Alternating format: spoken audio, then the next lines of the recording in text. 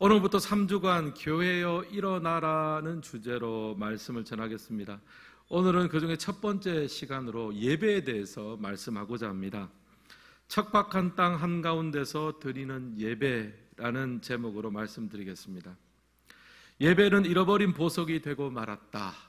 면류관은 있지만 그 면류관에 보석이 박혀 있지 않다. 지금 교회는 온통 장식품으로 화려하게 빛나고 있지만 정작 빛나야 할 보석인 예배는 실종되었다. 영성신학자 A.W. 토저의 말입니다. 예배의 능력을 상실한 현대교회를 보면서 안타까운 마음을 표현했습니다. 교회가 절대 잃어버려서는 안 되는 것, 이것이 없으면 교회가 아닌 것, 그것이 무엇입니까? 바로 예배입니다. 웨스트민스터 소요리 문답 제1문에서는 우리에게 묻습니다. 인간의 제일 되는 목적은 무엇인가? 답은 이렇게 나옵니다. 우리 같이 한번 읽어볼까요? 인간의 제일 되는 목적은 하나님을 영화롭게 하고 그를 영원토록 즐거워하는 것입니다. 하나님을 영화롭게 하고 그를 영원토록 즐거워하는 것, 한마디로 줄인다면 예배하는 삶을 사는 것입니다. 인간의 제일 되는 목적은 하나님을 예배하는 것이에요. 우리가 인생을 살아가면서 많은 일들을 하고 많은 것들을 경험하지만 그 모든 것, 그 많은 것들을 하나로 축약시켜버리면 예배하는 삶이 되는 거예요. 하나님을 영화롭게 하고 그를 영원토록 즐거워하는 것, 예배하는 삶이 성도의 존재의 목적입니다. 한번 따라해 보시겠습니까?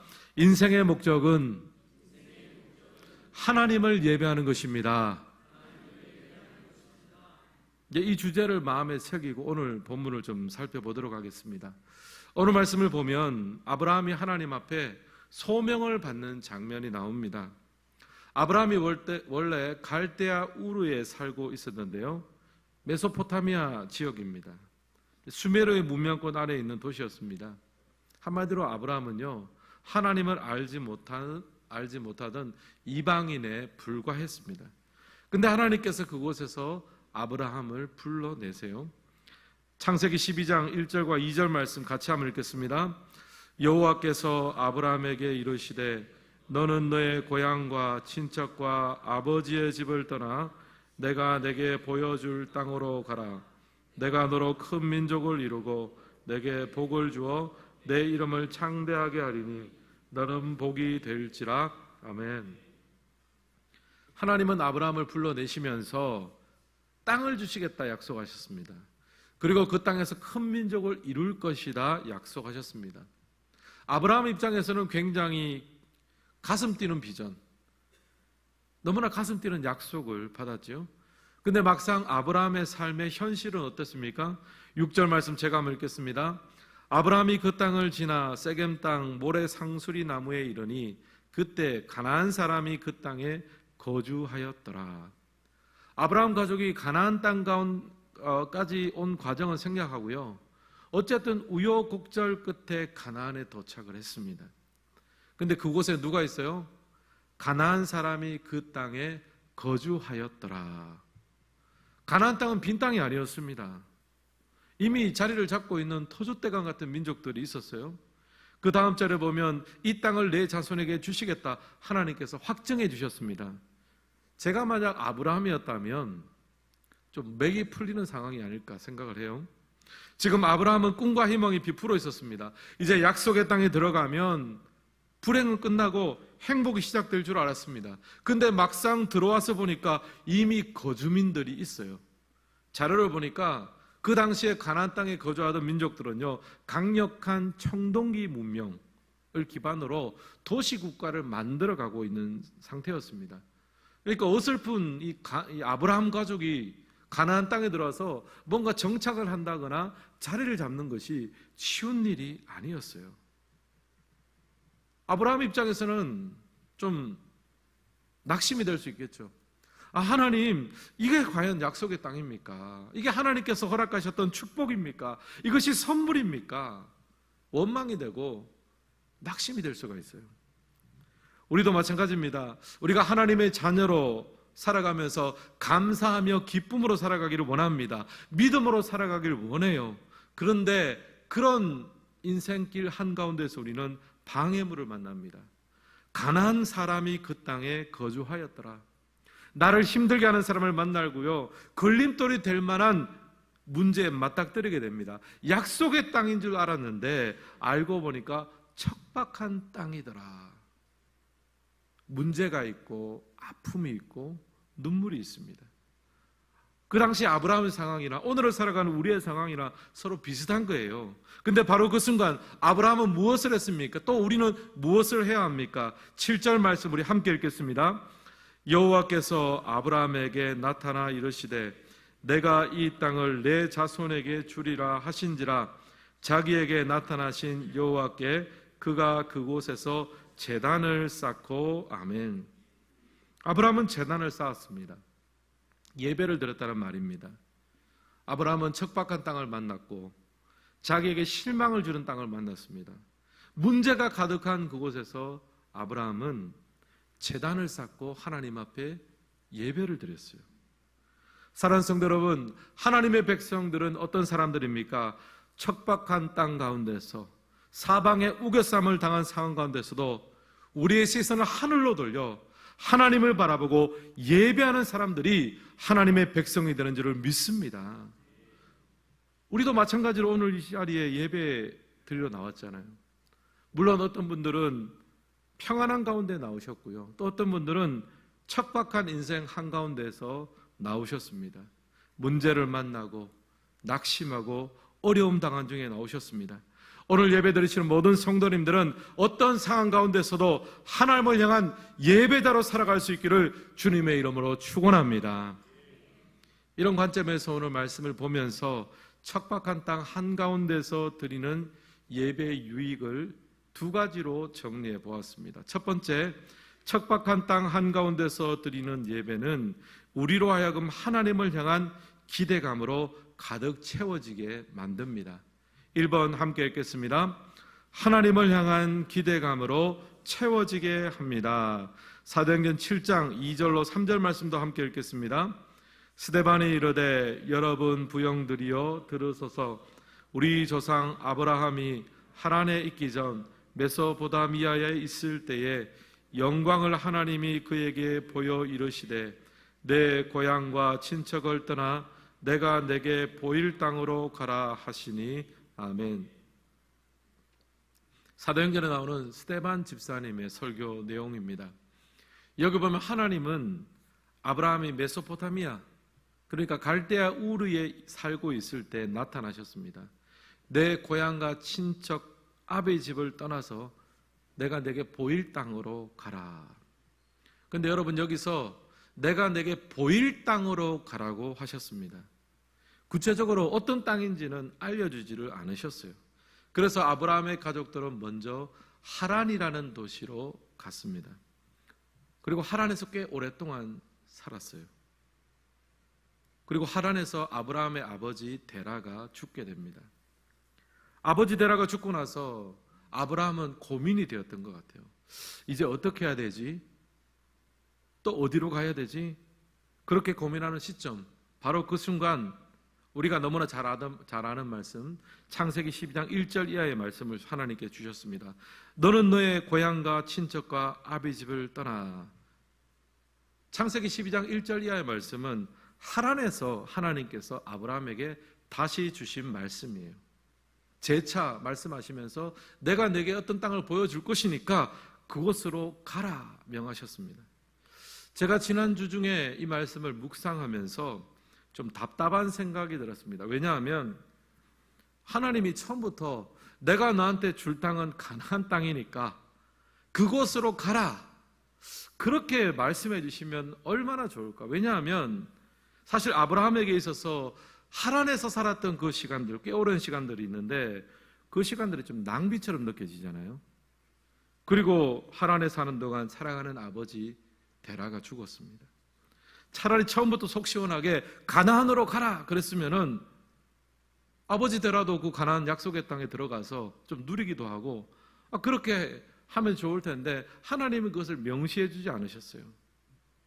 재차 또 하란을 떠나서 내가 내게 지시할 땅으로 가라고 말씀하니까 아브라함이 다시 한번 힘을 내서, 없는 힘을 내서 순종하는 마음으로 하란을 떠납니다. 4절에 이렇게 나옵니다. 제가 읽겠습니다. 이에 아브라함이 여호와의 말씀을 따라갔고 롯도 그와 함께 갔으며 아브라함이 하란을 떠날 때에 75세였더라.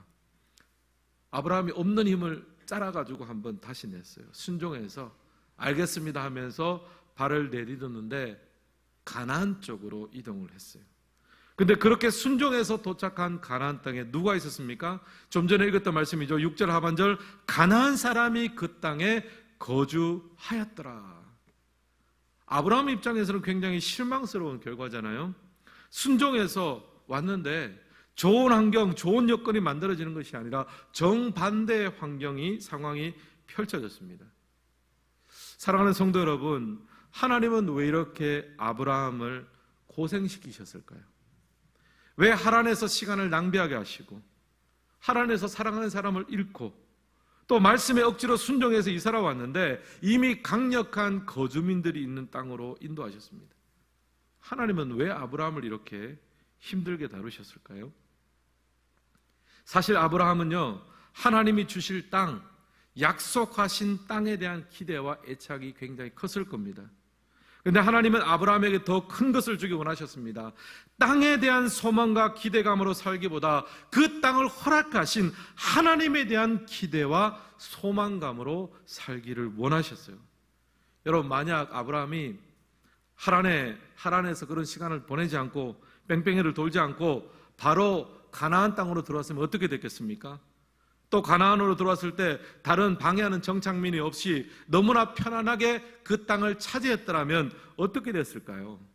아마 아브라함은요, 그 땅이 주는 소출과 그 땅이 주는 기쁨에 완전히 정신이 팔렸을 거예요. 하나님, 믿음, 약속 이런 데는 별반 관심이 없었을 겁니다. 근데 하란에서의 그 시간의 낭비, 또 가나안 땅에 들어왔을 때 그 정착민이라는 그 아브라함을 낙심시키는 그 어려운 벽 앞에서 역설적으로 그 척박함이 아브라함을 영적으로 깨어나게 만들었습니다. 보이는 것에 대한 기대가 사라지니 보이지 않는 하나님에 대한 기대감이 커졌습니다. 그 상황에서, 그 믿음의 첫 출발점에서 7절은 이렇게 이야기합니다. 7절 하반절 우리 함께 읽도록 하겠습니다. 자기에게 나타나신 여호와께 그가 그곳에서 제단을 쌓고, 제단을 쌓았어요. 예배를 드렸습니다. 믿음의 조상 아브라함의 첫 출발점은 예배 드리는 거예요. 여러분, 아브라함의 상황을 생각해 보십시오. 하란에서 별로 이룬 것 없이 시간이 다 지나가 버렸어요. 사랑하는 사람도 잃었습니다. 그렇게 다시 마음을 다잡고 순종해서 들어온 땅, 가나안의 정착면이 너무 강했어요. 아브라함은 빈손이에요. 손에 쥔 것이 아무것도 없습니다. 아브라함의 남은 것은요, 하나님 한 분밖에 없습니다. 그래서 예배 드리는 것 외에는 아브라함이 할 수 있는 것이 아무것도 없어요. 그래서 그 자리에서 제단을 쌓고 하나님의 이름을 부르며 예배를 드렸습니다. 근데 여러분, 하나님은 바로 그 예배의 자리를 믿음의 조상 아브라함의 첫 출발점으로 보아주셨습니다. 사랑하는 성도 여러분, 척박한 땅 한가운데 사십니까? 바로 그 자리에서 예배를 드리십시오. 빈손이십니까? 인생을 허비하셨습니까? 사랑하는 사람을 잃으셨습니까? 여러분, 그 자리에서 하나님 앞에 예배자로 서시기를 바랍니다. 새로운 출발을 우리에게 허락해 주세요. 어떤 분은 어떤 문제가 있으면 이것 좀 해결되면 제가 예배 자리에 나오겠습니다, 하나님 앞에 나오겠습니다, 그러지만 여러분, 죄송하지만 우리가 인생을 살아가는 동안 문제가 없는 날이 하루도 있습니까? 다 문제가 있죠. 중요한 것은 내 삶의 행복한 순간뿐 아니라 내가 척박한 땅 한가운데를 걸어가고 있는 순간에 하나님 앞에 예배자로 살아간다, 그 마음을 유지하는 것이 중요합니다. 최근에 전해들은 한 성도님의 간증인데요, 제가 읽으면서 참 큰 힘이 되었습니다. 잠시 한번 읽어드리겠습니다. 청복교회를 만나고 신앙생활을 하는 것이 제게는 하나님이 주신 큰 선물처럼 느껴집니다. 원래 눈물이 별로 없는 편인데 예배 시간에 눈물이 많이 납니다. 하나님이 내 상황을 너무나 잘 아시는 것 같고 누가 나의 고민과 걱정을 목사님께 이야기했나 싶습니다. 예배를 통해 하나님의 위로와 은혜를 많이 누리고 있습니다. 예배가 이런 능력이 있잖아요.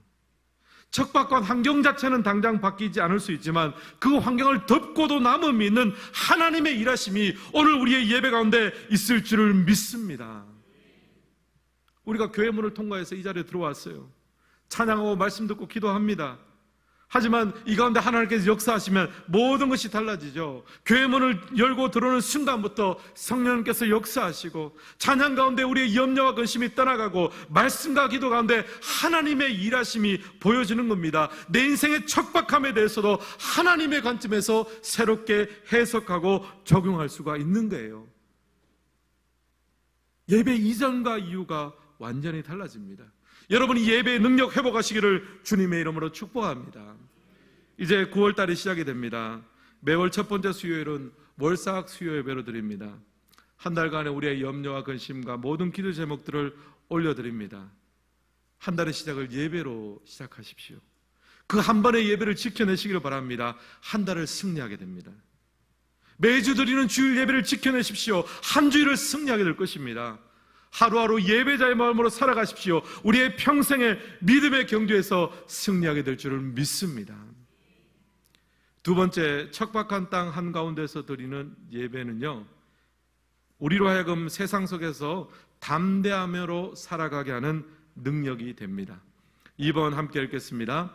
세상 속에서 담대함으로 살아가게 합니다. 8절과 9절 말씀 함께 읽겠습니다. 거기서 베델 동쪽 산으로 옮겨 장막을 치니 서쪽은 베델이요 동쪽은 아이라. 그가 그곳에서 제단을 쌓고 여호와의 이름을 부르더니 점점 남방으로 옮겨갔더라. 아멘. 여기 보면 아브라함이 이제 베델 동쪽 산으로 장막을 옮겼습니다. 거기서 제단을 쌓고 여호와의 이름을 불렀어요. 예배를 드렸습니다. 그리고 점점 내려갔습니다. 점점 남방으로 옮겨갔습니다. 여기서 나오는 남방은 가나안 땅의 가장 남쪽에 있는 네겝 지역을 말합니다. 그러니까 지금 아브라함은요, 가나안의 가장 북쪽 세겜에서 출발을 해서 중간을 통과하고 가장 최남단 네겝까지 이동을 했어요. 약속의 땅 전체를 돌아보게 된 거죠. 제가 볼 때 모세가 좀 담대해졌습니다. 예배를 드리고 나니까 좀 담대해졌어요. 하나님에 대한 소망이 커지니까 그 땅 전체를 둘러볼 만한 그런 담력이 생겼습니다. 지금 첫 출발주부터 아주 강력한 정착민을 만나가지고 이거 어떻게 해야 되나 그랬는데 예배 드리고 나니까 힘이 생기더란 말이죠. 베델로 이동을 하고 그 다음 네겝 지역 남쪽으로 이동을 해서 그 땅 전체 가운데 하나님께서 어떻게 일하시는가 그것을 둘러볼 만한 마음의 여유, 용기, 담대함이 생겼습니다. 하나님을 예배하는 자에게 주는 가장 큰 축복은요, 용기와 담대함이에요. 신약성경 계시록 4장에 보면 사도 요한이 천상의 예배를 드리는 장면을 기록합니다. 요한계시록 4장 10절 말씀을 함께 읽겠습니다. 24장로들이 보좌에 앉으신 이 앞에 엎드려 세세토록 살아계시는 이에게 경배하고 자기의 간을 보좌 앞에 드리며 이르되. 이 장면은 이제 천상 예배의 클라이막스입니다. 보좌 옆에 앉아있던 24장로들이 보좌에 앉으신 이에게 엎드립니다. 여기서 24장로는 구약의 12지파, 신약의 12사도 숫자를 합한 것입니다. 하나님 믿는 백성의 총체를 말합니다. 그런데 하나님 믿는 백성들이 무엇을 합니까? 자신의 관, 자신의 크라운을 벗어서 하나님 앞에 올려드립니다. 이 모든 영광과 존귀와 능력 하나님의 것입니다. 이게 예배의 핵심이에요. 여러분, 근데 참 희한하죠. 우리는요, 내 손에 있는 작은 것, 이 작은 관을 놓아버리고 벗어버리면 죽을 것만 같아요. 망한다고 생각합니다. 그런데 벗어들일 때 하나님은 더 좋은 것으로 채워주십니다. 하나님은 그런 분이에요. 우리가 그런 하나님을 만나고 알게 된다면요, 우리는 담대해집니다. 여러분, 아브라함을 보십시오. 아브라함이 만난 하나님은요, 세겜에서도 역사하시는 분이시지만 베델에서도 역사하시고 네겝 지역에서도 역사하는 분입니다. 하나님은 예배드릴 때 아브라함에게 용기를 주셨어요. 담대함을 주셨습니다. 사도행전을 보면 사도 바울이 빌립보에서 전도를 합니다. 사도 바울 일행이 이제 빌립보에서 전도할 때 귀신 들려서 점치는 한 여종을 만났습니다. 너무너무 불쌍하죠. 그래서 그 귀신을 쫓아냈어요. 그러자 점치는 능력이 떨어졌습니다. 그러니까 그 여종의 주인들이 와서 점치고 이제 수입을 얻어야 되는데 귀신이 쫓겨나가고 이제 소위 말해 그게 떨어졌잖아요. 떨어지니까 이제 너무너무 화가 나가지고 사도 바울 일행을 고소를 했습니다. 자기가 이제 손해를 입었다는 거죠. 그래서 바울을 잡아다가 옷을 찢기고 또 매를 치고 그렇게 해서 감옥에 갇혔습니다. 여러분, 사도 바울 입장에서 얼마나 답답하겠습니까? 하나님, 제발 이 감옥에서 나가게 해주십시오. 저의 전도 여행에 엄청난 차질이 생겼습니다. 빨리 나가서 지금 조를 짜서 전도하고 체계적으로 해서 여기 빌립보에도 전도해서 교회를 세워야 되는데 이거 지금 큰일 났습니다. 그렇게 기도했을 거 아닙니까? 근데 한밤중에 큰 지진이 있었고 죄수들이 다 타로 간 줄 알다가 간수장이 자결을 하려고 했습니다. 그때 사도 바울이 말렸습니다. 우리가 여기 있다. 죽지 말라. 그리고 나서 거기서 전도를 해요. 주 예수를 믿으라. 그리하면 너와 내 집이 구원을 얻으리라. 여러분, 빌립보 전도의 클라이막스는요, 감옥 속에서 일어났어요. 사도 바울 생각에는 막 이렇게 체계적으로 계획 짜서 막 전도하고 그렇게 해서 전도해가지고 교회 세운다고 생각했는데 천만의 말씀입니다. 하나님은 감옥 속에서 주 예수를 믿으라. 너와 내 집이 구원을 얻으리라. 그 말 한마디에 회심하고 놀라운 부흥의 역사가 그 가운데 일어났습니다. 여러분, 이 사건을 사도 바울이 경험하고 나서 굉장히 담대해졌어요. 어떤 상황 가운데서라도 야, 하나님이 하시면 하는구나. 하나님을 만나고 보니 참 그동안 내가 생각했던 이 모든 것들이 얼마나 너무나 작은 생각인가, 그 생각을 하니까 너무 담대해진 거죠. 사랑하는 성도 여러분, 하나님은 우리 인생의 지경을 넓혀주십니다. 우리는 이것 아니면 안 된다고 생각합니다. 저것 아니면 안 된다고 생각합니다. 그런 마음을 가지면요, 기도하면 할수록 불안해지는 거예요. 왜냐하면 그것 혹시 안 들어주면 내 인생 큰일 나니까. 이거는요, 하나님을 내 수준으로 줄여버린 겁니다. 여러분, 하나님을 내 수준으로 줄이는 것이 아니라 내가 하나님의 수준에 맞추는 것이, 그게 신앙생활이고 그게 바로 예배거든요. 특별히 여러분, 힘들고 어려운 순간에 있는 분들, 예배를 잃어버리지 마시기를 바랍니다. 척박한 땅 한가운데 있을수록 예배자로 서야 되겠습니다. 네겝에서도 예배 드리시고 빌립보의 감옥에서도 예배 드리시고 내가 성공해도 예배 드리며 내가 실패해도 나를 향한 하나님의 일하심이 있는 예배자로 사시기를 주님의 이름으로 축복합니다. 순회 설교자 토미 테니는 예배를 이렇게 설명했습니다. 예배는 당신이 직면한 문제들이 얼마나 작은가를 실감하게 해준다. 왜냐하면 예배를 통해서 우리는 전혀 다른 세계에 압도되기 때문이다. 예배는 우리로 하여금 환경 위에 서지 않고 하나님의 말씀 위에 서게 해준다. 전에 한번 소개해드린 적이 있는 말입니다. 굉장히 와닿는 정의죠. 토미 테니의 말처럼 우리는 한 주 동안 압도되자고 살잖아요. 세상에 압도되고 내 문제에 압도됩니다. 근데 예배 드릴 때 우리는 전혀 다른 세계에 압도됩니다. 하나님에 압도되고 말씀에 압도되는 거예요. 이것이 바로 예배의 능력입니다. 사랑하는 성도 여러분, 여러분 앞에 어떤 문제가 있습니까? 그 문제는 단순한 어려움이 아닙니다. 하나님은 그 문제를 통해 여러분을 예배자로 만들어 주십니다. 그러므로 하나님께 집중하십시오. 자신의 계산을 내려놓고 하나님께 집중하며 예배를 통해 하나님의 일하심이 여러분의 삶 가운데 있기를 주님의 이름으로 축복합니다. 그리고 저는 목사로서 여러분에게 권하고 싶습니다. 하나님을 신뢰하자고요. 여러분 앞에 있는 그 문제와 어려움 때문에 여러분의 인생이 망하지 않습니다. 하나님은 당신의 자녀를 그렇게 버려두지 않습니다. 오히려 하나님을 더 기대하게 만들고 더 담대하게 만들도록 하나님은 우리를 만들어가고 계세요. 여러분, 하나님을 신뢰하십시오. 그리고 저는 이렇게 기도하고 싶습니다. 하나님, 당신의 자녀들에게 담대함을 허락하여 주시옵소서. 더 주님을 신뢰하고 더 담대하기를 원합니다. 그래서 척박한 인생 한가운데서 여전히 하나님을 찬양하고 여전히 하나님 앞에 예배자로 살게 하여 주옵소서. 이 모든 기도가 여러분에게 응답되기를 주님의 이름으로 축원합니다. 오늘 말씀을 마무리하겠습니다. 인생의 척박한 한가운데 살고 계십니까? 바로 그때가 예배자로 서야 될 때입니다. 하나님 향한 기대감으로 우리의 모든 삶이 채워져야 되겠습니다. 하란에서 시간을 낭비하셨습니까? 사랑하는 사람이 떠나갔습니까? 순종하며 믿음으로 살아왔는데 난관 가운데 부딪혀 계십니까? 바로 그때가 예배의 자리를 지켜야 될 때예요. 그리고 하나님이 예배하는 자에게 담대함을 주십니다. 내 갭에서 역사하시는 하나님, 감옥에서 역사하시는 하나님, 내 삶 가운데도 역사할 줄은 믿습니다. 이런 예배자로 하나님 앞에 서서 주님의 마음을 시원케 해드리고 아름답게 쓰임받는 우리 성도님 되시기를 주님의 이름으로 축원합니다.